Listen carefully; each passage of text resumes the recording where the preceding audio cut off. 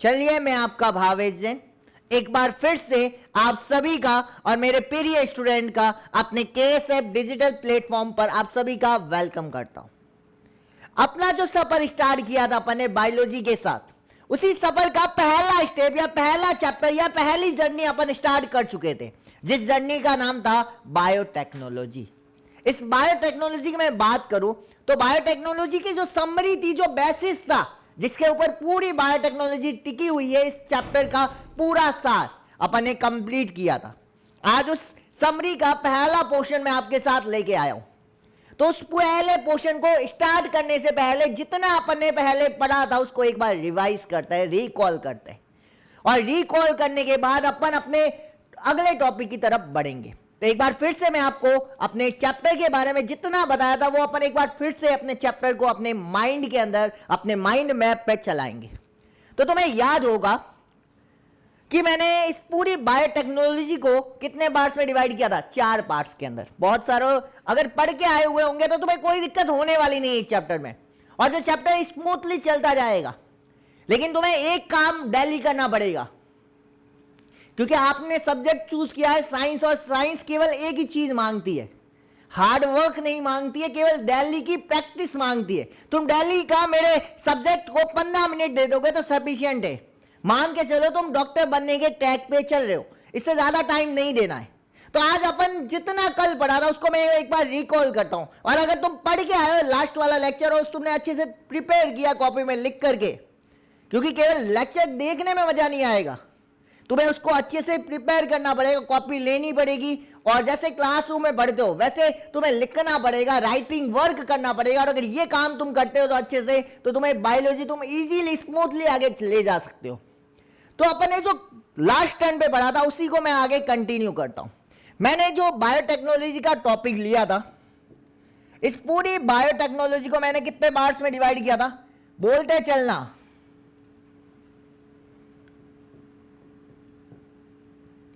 तुम्हें याद होगा कि मैंने पूरी बायोटेक्नोलॉजी को 4 पार्ट्स में डिवाइड किया था।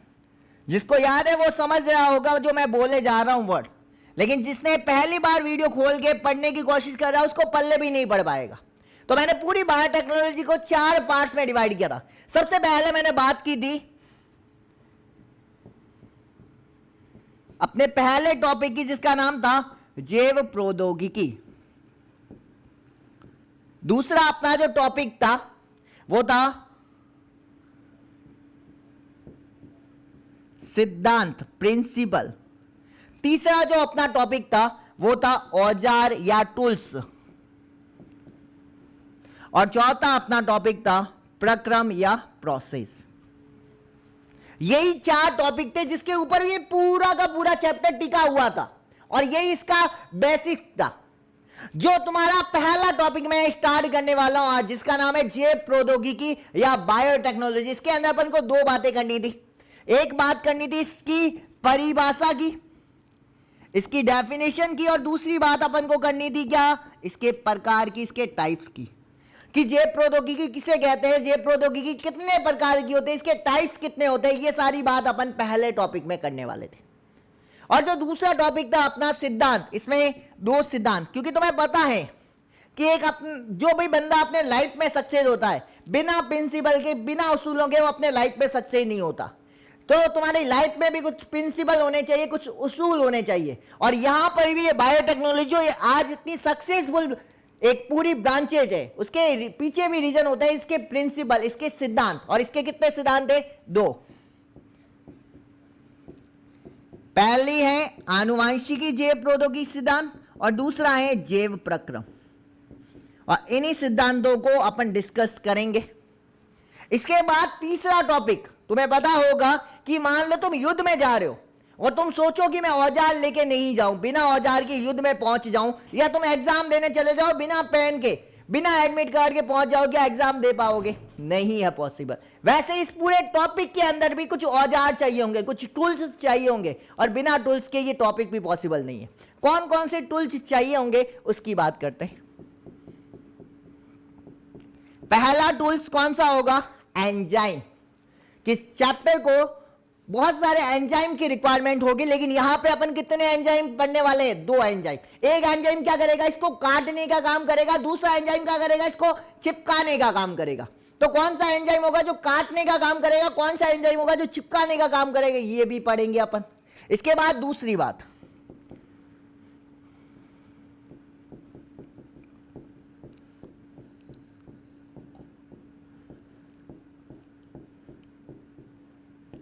अब देखो, जिसको काटा है, एक छोटा सा जो डीएनए का खंड है, उसको एक जगह से दूसरी जगह ले जाना है अपन को, और ले जाने के लिए किसकी रिक्वायरमेंट होती है? टैक्सी की रिक्वायरमेंट होती है, एक वाहन की आवश्यकता होती है। और जो वाहन यहां पे काम आएगा उसका नाम क्या होगा?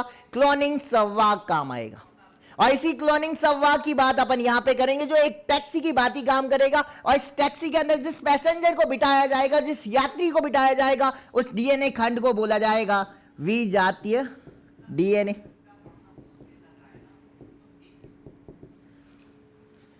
ये तुम्हारा यात्री हो गया, तुम्हारी टैक्सी हो गया, उसको काटने वाला हो गया, चिपकाने वाला हो गया। अब क्या? जिस टारगेट पैलेस पे इसको पहुंचाना है, यात्री को जहां पहुंचना है, वो भी पता होना चाहिए कि इसको पहुंचना कहां है। तो इसको पहुंचना कहां पर? एक सेल के अंदर। उस सेल का नाम क्या होगा? परपोषी कोशिका। तो ये 4 औजार चाहिए थे जो मैंने लास्ट टर्न पे तुम्हें डिस्कस किए थे, बताए थे। इसके बाद जो प्रोसेस की बात की थी, प्रोसेस के बारे में मैंने टोटल 8 स्टेप बताए थे। लर्न करके आया तो बहुत सिंपल था। सबसे पहले मैंने सेल में से क्या निकाला था? कंप्लीट डीएनए की आधा अधूरा डीएनए, कंप्लीट डीएनए। और यही पहला स्टेप था जिसका नाम क्या था? डीएनए का पृथक्करण। सबसे पहले स्टेप में पूरे डीएनए को मैंने बाहर निकाल चुका था, और इस पूरे स्टेप को बोला था डीएनए का पृथक्करण। इसके बाद अपना सेकंड स्टेप था, डीएनए को तुमने पूरे डीएनए को बाहर निकाल दिया। क्या पूरे डीएनए काम का है? एक छोटा सा खंड काम का है? एक छोटा सा खंड काम का था। और छोटे से खंड को क्या करना पड़ेगा? अलग करना पड़ेगा पूरे डीएनए में से। तो इसको क्या करना पड़ेगा? कट करना पड़ेगा। और कौन से एंजाइम के द्वारा कट करते हैं? प्रतिबंधन एंजाइम। ये दूसरे एंजाइम प्रोसेस के अंदर अपने प्रतिबंधन एंजाइम का काम में लेते हुए डीएनए का क्या किया था? खंडन किया था। और जैसे ही डीएनए खंडित हो गया था, अब तुम्हारे पास काम का जो डीएनए खंड था, छोटा सा विजातीय डीएनए था, वो तुम्हें प्राप्त हो गया था। अब उस विजातीय डीएनए को क्या करना पड़ेगा? तुम्हें एक विजातीय डीएनए चाहिए कि बहुत ज्यादा चाहिए? और मार्केट में बेचना है बहुत ज्यादा को, तो बहुत सारे चाहिए होंगे कि नहीं चाहिए होंगे? और बहुत सारे बनाने के लिए क्रिया होती है जिसका नाम क्या था? पीसीआर। तो ये पीसीआर प्रोसेस करवाया था, पॉलीमरेज चेन रिएक्शन बताया था मैंने हल्का सा। इसके बाद चौथा स्टेप, तुमने क्या किया? बहुत सारे विजातीय डीएनए खंड बना दिए।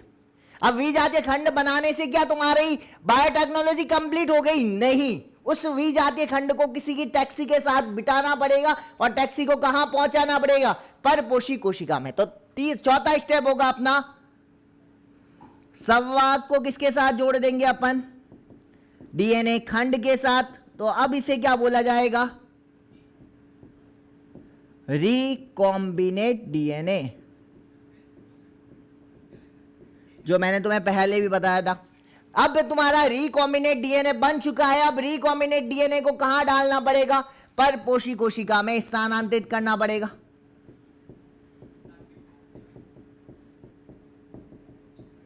ये सारे स्टेप मैं बता चुका हूं, केवल रिपीट कर रहा हूं अभी। अब तुमने परपोषी कोशिका में स्थानांतरित कर दिया, लेकिन क्या तुम्हारा विजातीय डीएनए परपोषी कोशिका में पहुंचा है कि नहीं पहुंचा? ये तुम्हें चेक करना पड़ेगा, क्योंकि बिना चेकिंग ये प्रोसेस पॉसिबल नहीं है। तो अपन चेक करेंगे कि अपना जो रिकॉम्बिनेट डीएनए पहुंचा है कि नहीं परपोषी कोशिका के अंदर, और अगर पहुंचा है तो उसको सेलेक्ट करके अलग साइड रख देंगे।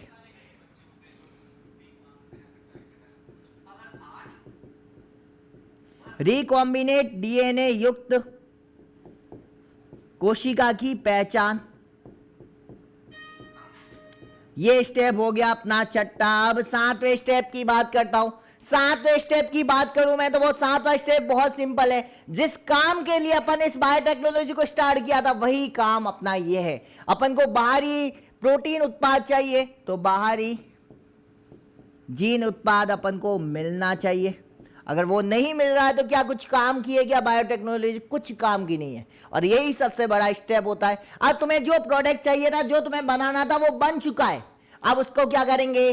अपन पैकेजिंग करके उसको अच्छे से तैयार करके कहां पर बेचेंगे? मार्केट के अंदर बेचेंगे। और पैकेजिंग करने की और उसका शुद्धिकरण करने की जो क्रिया होगी उसे क्या बोलेंगे? अनुप्रवाह संसाधन।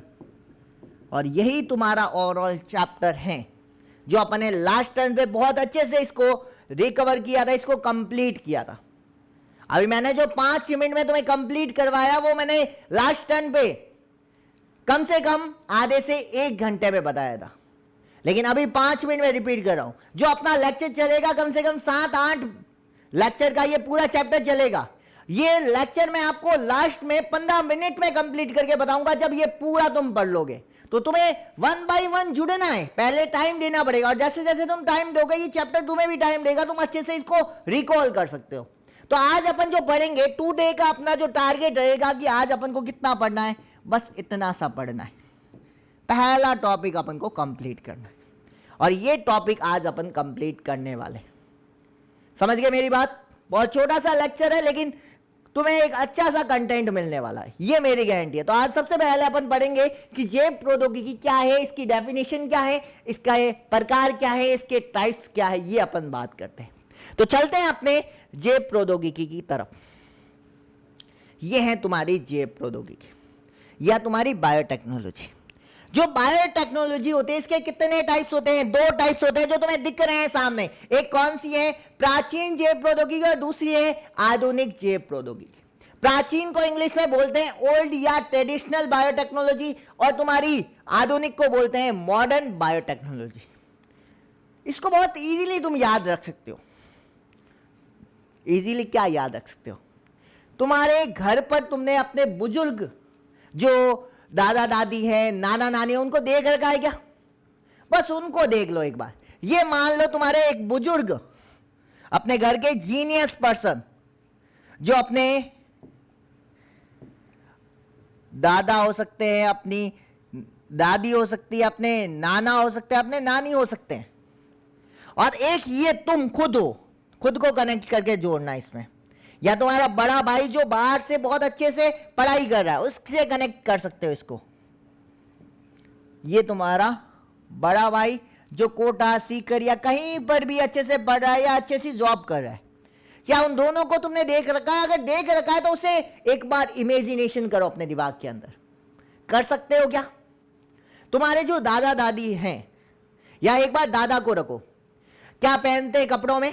धोती पहनते, ऊपर एक बड़ा सा खमीज वाइट कलर का, और बाल एकदम से चिपके हुए, ठीक है, और बहुत एक्सपीरियंस भरी बातें करते हैं, बहुत ज़्यादा नॉलेज होता है उनको। उनको लाइफ का भी नॉलेज होता है और उनको बहुत सारी चीज़ों का नॉलेज होता है। और जैसे जैसे टाइम बढ़ता जाता है, लेकिन वो खुद में कोई चेंज नहीं करते, अपनी लाइफ में कुछ चेंज नहीं करते। जैसे उनकी वेशभूषा है उसमें कोई परिवर्तन नहीं रहता, वो जैसे है, जैसे दिखते हैं वैसे ही रहते हैं। लेकिन अब मॉडर्न जनरेशन की बात करूं मैं, जो मॉडर्न जनरेशन है, क्या टाइम के साथ चेंज हो रही है? क्या टाइम के साथ उनके रहन सहन में, उनके बालों के हेयर स्टाइल में, उनके लुकिंग स्टाइल में चेंज आता है कि नहीं आता है? आता है। यहीं पर भी यही होने वाला है। क्या होने वाला है? सुनना मेरी बात।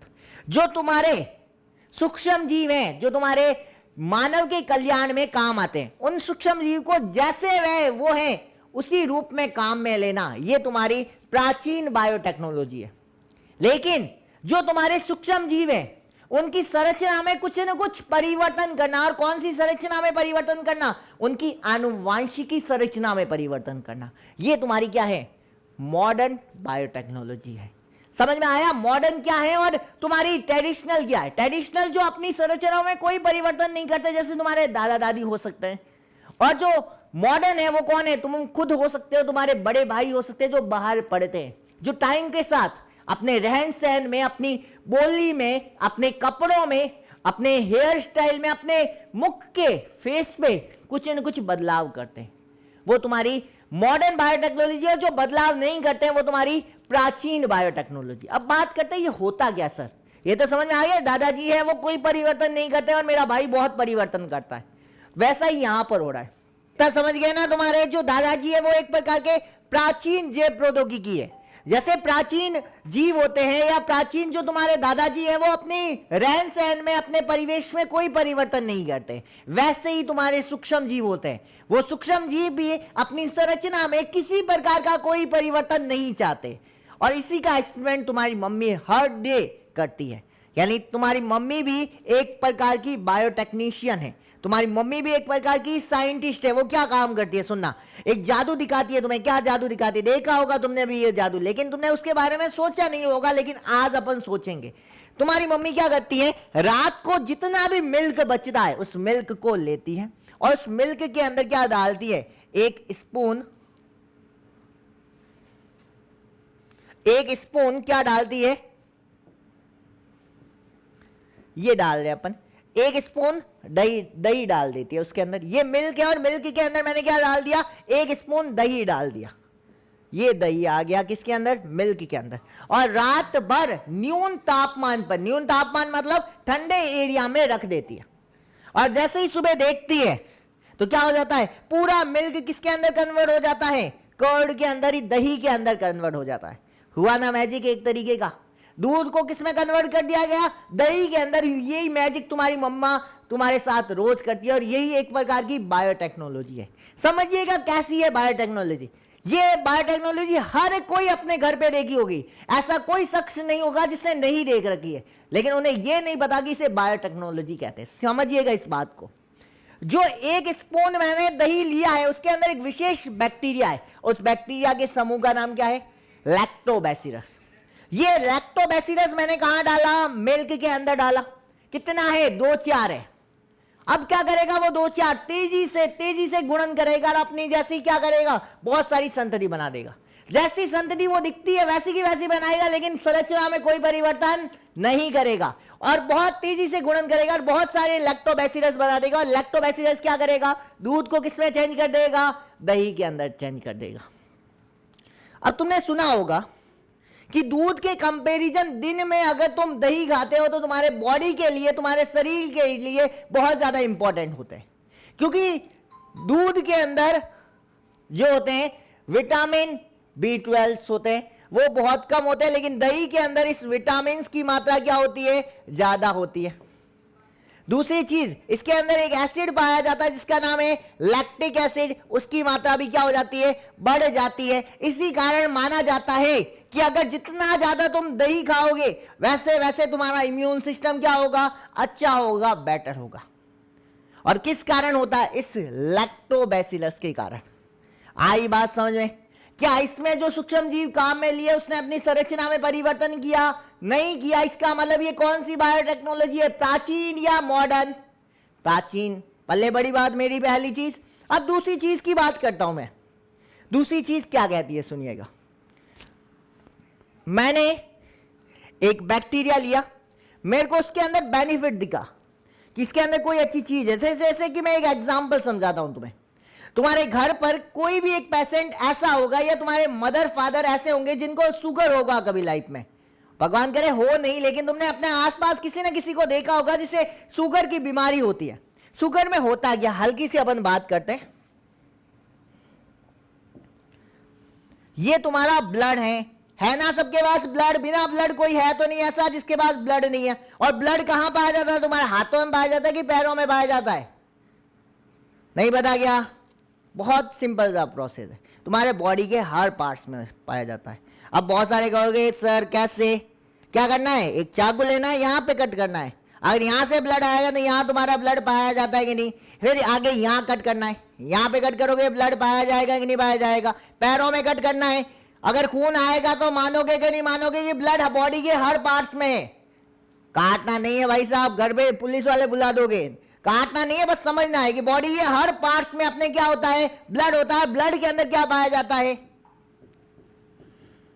ग्लूकोज पाया जाता है।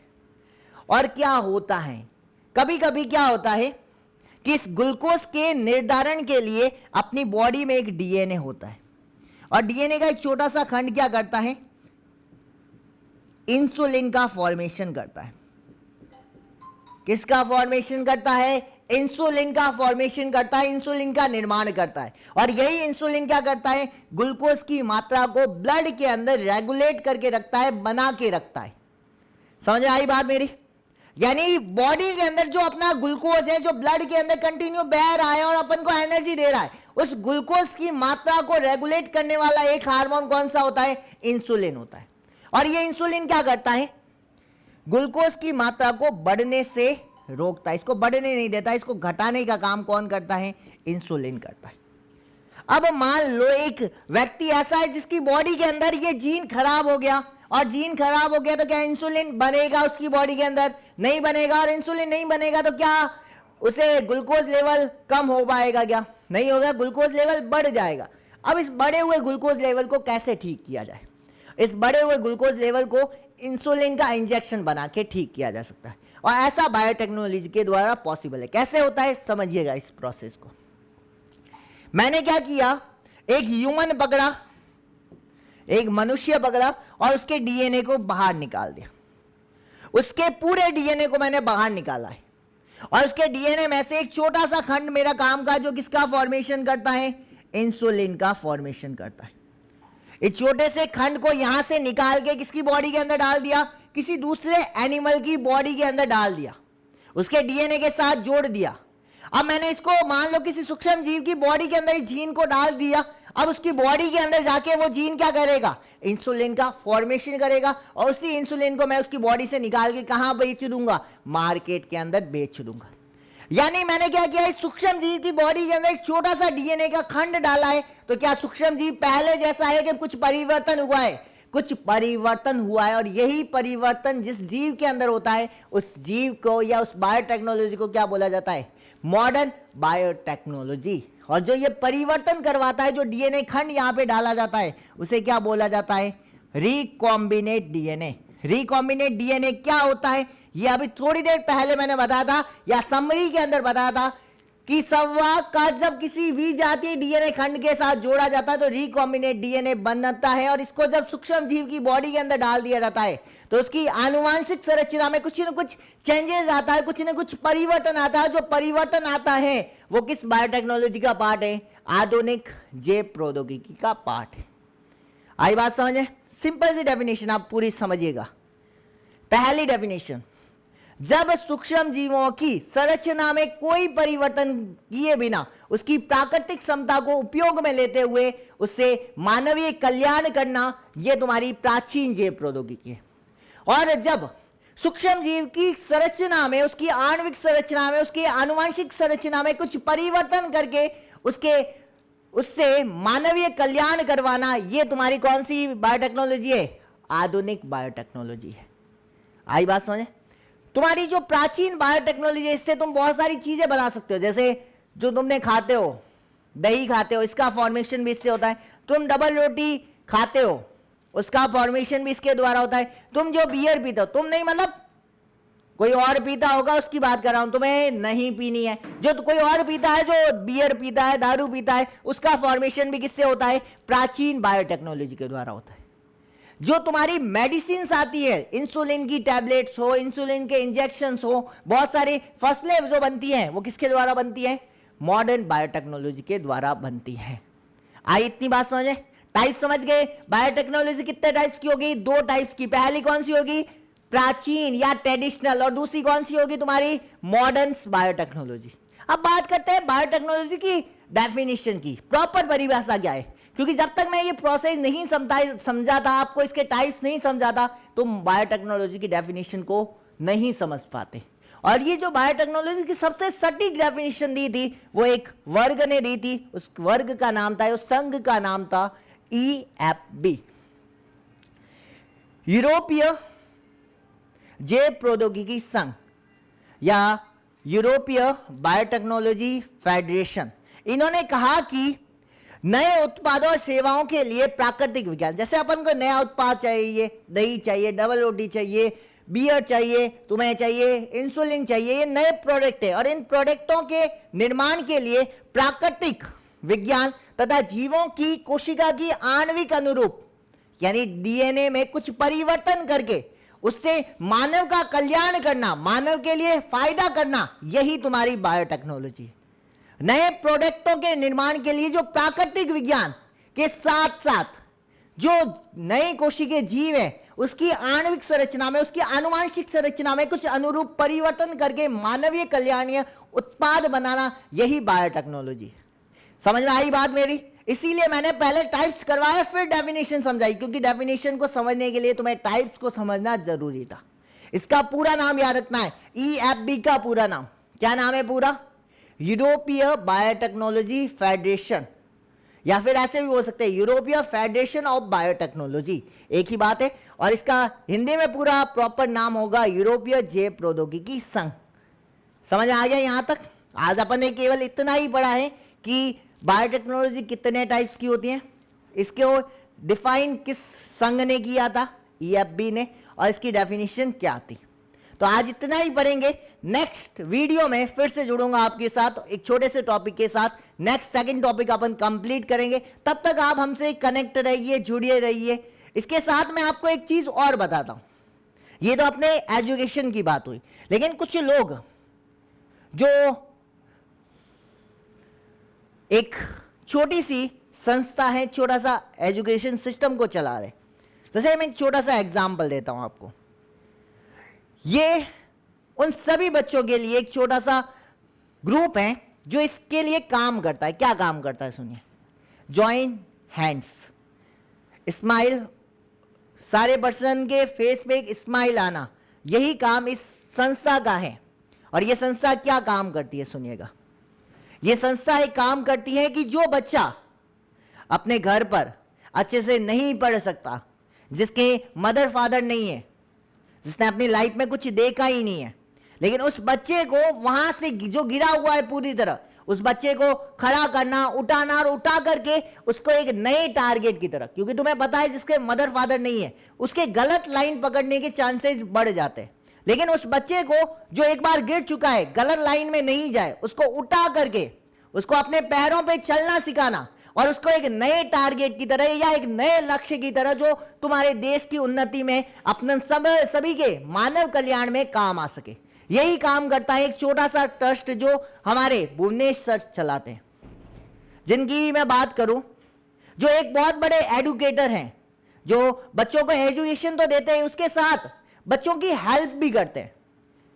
क्योंकि कहीं ना कहीं अपने यहां पर, अपने राजस्थान की बात करूं मैं या अपने इंडिया की बात करूं, अपने यहां पे जितना नॉलेज छुपा हुआ है यहां के बच्चों के अंदर, वो किसी और वहां की किसी कंट्री के बच्चों के अंदर नहीं होगा। तुम देखोगे अमेरिका के अंदर भी जो अमेरिका की नींव है, कहीं ना कहीं वहां पर जो काम करते हैं वो कहीं ना कहीं इंडिया के बच्चे, और यही काम हमारे भुवनेश्वर करते हैं। जो बच्चा गिरा हुआ उसको एक नया ट्रैक और एक सही रास्ता दिखाने का काम जो होता है वो इसी संस्था के द्वारा किया जाता है। तो मैं चाहूंगा कि जो भी बंदा या कोई भी लोग जो इसमें इंटरेस्ट है तो हैप्पीली इसके साथ कनेक्ट हो, और तुम्हारी फेस पे भी जब अपन किसी की हेल्प करते हैं तो ऑटोमेटिकली अपन अंदर से एक आवाज आती है कि हाँ मैंने आज कुछ अच्छा काम किया है, तो वो अंदर से तुम्हारे आवाज आए और तुम्हारे कारण किसी दूसरे के फेस पे एक स्माइल आए, यही मैं चाहता हूं। और ऐसा नहीं है कि जबरदस्ती किसी को ये काम करना है, अगर तुम्हें इंटरेस्टेड हो तो कनेक्ट हो। समझ आई बात मेरी? ठीक है, चलिए मैं आज के लिए आप सबका धन्यवाद करता हूं। नेक्स्ट वीडियो में जुड़े रहना और हमारे साथ कनेक्टेड रहना। तो नेक्स्ट लेक्चर में अपन मिलते हैं एक बार फिर से बायोटेक्नोलॉजी के सफर के साथ। तो धन्यवाद, सब्सक्राइब कीजिएगा, लाइक कीजिएगा, और जहां तक पॉसिबल है शेयर कीजिएगा, क्योंकि बिना शेयर के हमारा भी जो कॉन्फिडेंस होता है धीरे धीरे इंक्रीज होता है। आपके एक लाइक के साथ या आपके एक शेयर के साथ जो हमारी वीडियो बनाने के प्रति जो इंटरेस्ट होता है वो धीरे धीरे इंक्रीज होता है। हम सोच रहे हैं अगली बार और क्या कंटेंट दूं, ताकि हमारे जो बच्चे हैं वो हमसे कनेक्ट हो, उनको और भी क्या अच्छा नॉलेज मिल सके। यही हमारी जितनी भी फैकल्टी होती है उनकी यही कोशिश रहती है कि अगले लेक्चर में हम और भी बेस्ट करें। तो आज के लिए धन्यवाद, नेक्स्ट वीडियो में जरूर जुड़िएगा।